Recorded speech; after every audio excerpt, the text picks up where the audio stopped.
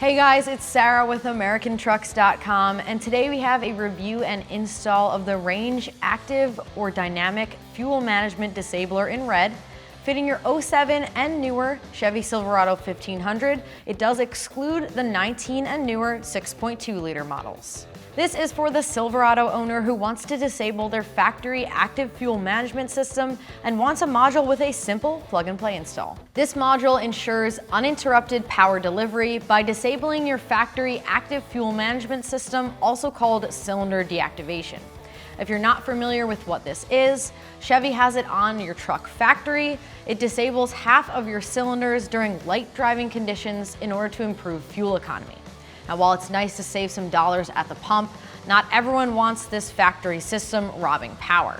What this module does is plugs into your OBD2 port and disables the factory AFM, allowing your engine to function at full capacity. This module displays red LEDs to let you know that it's on and functioning, and it's also available in other colors as well. In order to remove this, all you do is unplug it from your OBD2 and your truck will go back to your factory settings. Now, if this is going to be used on a truck that is not your daily driver, the manufacturer recommends unplugging it when it's not in use. But if it is on a truck that is driven daily, you can leave it plugged in. Now, you can use a tuner to accomplish the same thing.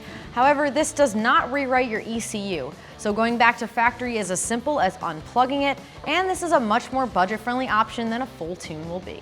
So as far as price goes, this option comes in at around $250, making it a more budget-friendly way to accomplish disabling your AFM than a full tune would be, and a bunch easier to install as well.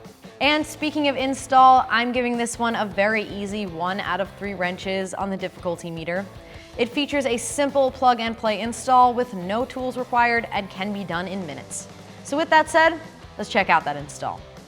All right, so install is very simple. You have the module here, and you're gonna plug it into your OBD2 port, which on our truck is right in the center here.